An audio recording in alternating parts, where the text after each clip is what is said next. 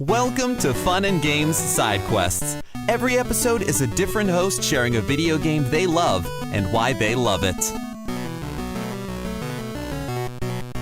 Hi, I'm Derek Van Dyke, editor, co-host, and co-producer for Super Deluxe Gamescast, also known as SDGC, and also for Castle Bravo, a Godzillaverse retrospective. For today's Fun and Games side quest, I want to talk about Musou games. You know, Dynasty Warriors and its dozens of spin-offs and occasional copycats. Specifically, I want to talk about Dynasty Warriors Gundam. The first Dynasty Warriors Gundam is part of a major turning point for the Dynasty Warriors franchise, led to some of the finest Musou-style games ever made, and is also a weirdly specific combination of some of my greatest interests. But first, a necessary bit of history.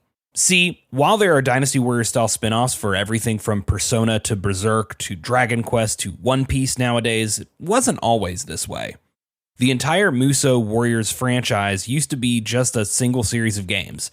Dynasty Warriors, a battlefield hack-and-slash based very loosely on the Chinese novel Romance of the Three Kingdoms, which is itself a very romanticized version of 2nd and 3rd century Chinese history.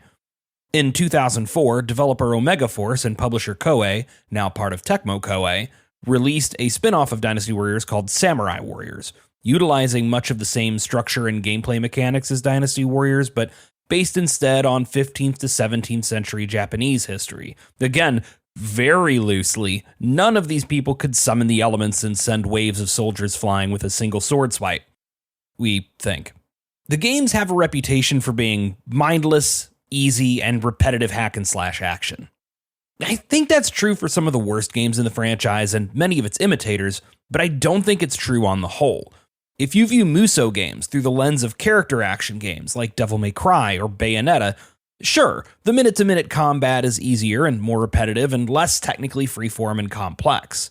But Musou games, critically, are not character action games. They're battlefield management games.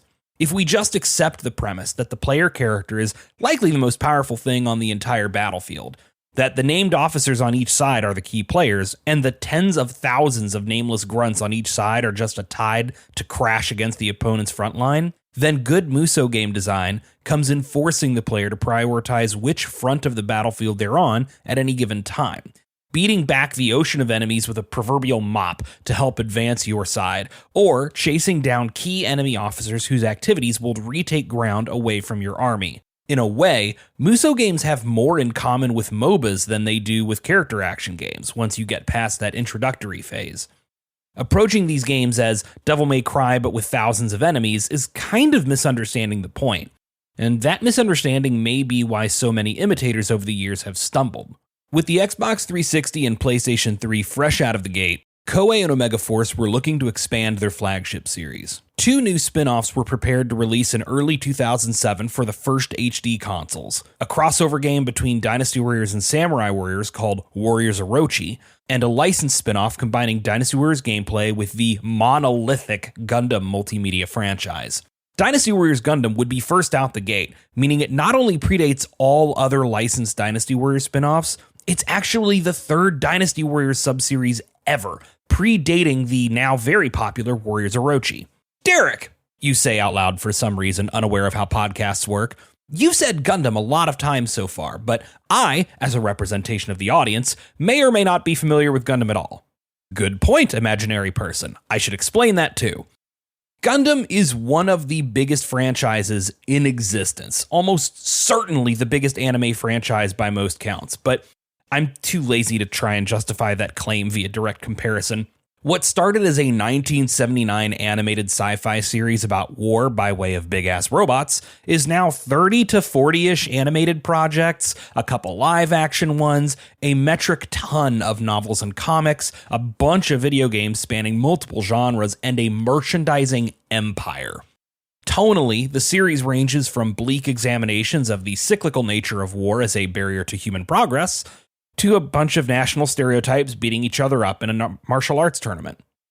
There's a whole sub-series of shows about kids buying and customizing Gundam model kits in a very Pokemon-like collect and battle kind of setup because subtlety is dead and please buy Gundam model kits. Anyway, the point is it's the big robot anime, and I love most of it. Pairing up the Gundam franchise to Dynasty Warriors oddly solved a lot of issues the Dynasty Warriors franchise was having at the time.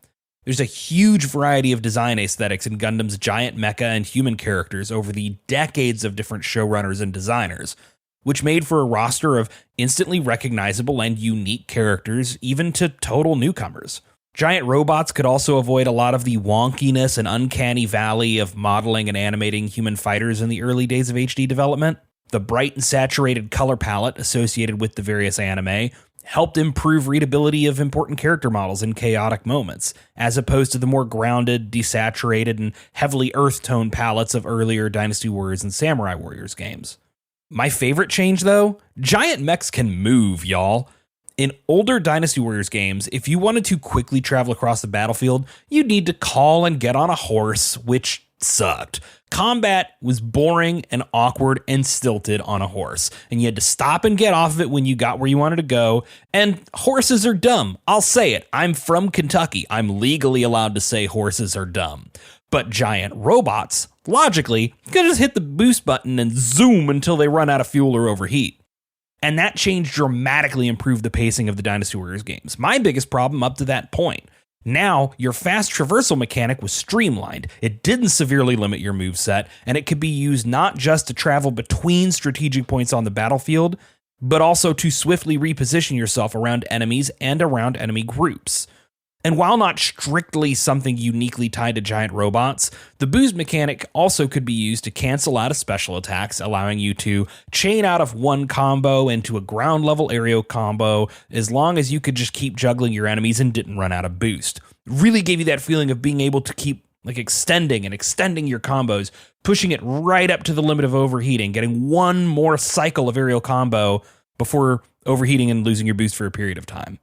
I could tell you how cool it was to have a Gundam game released in the US after their licensed games had stopped getting brought over, and I could talk about how cool it was to see characters and robots from some of my favorite shows cross over, how the first Dynasty Warriors Gundam specifically introduced me and many other Western fans to the wonderful Turn A Gundam for the first time.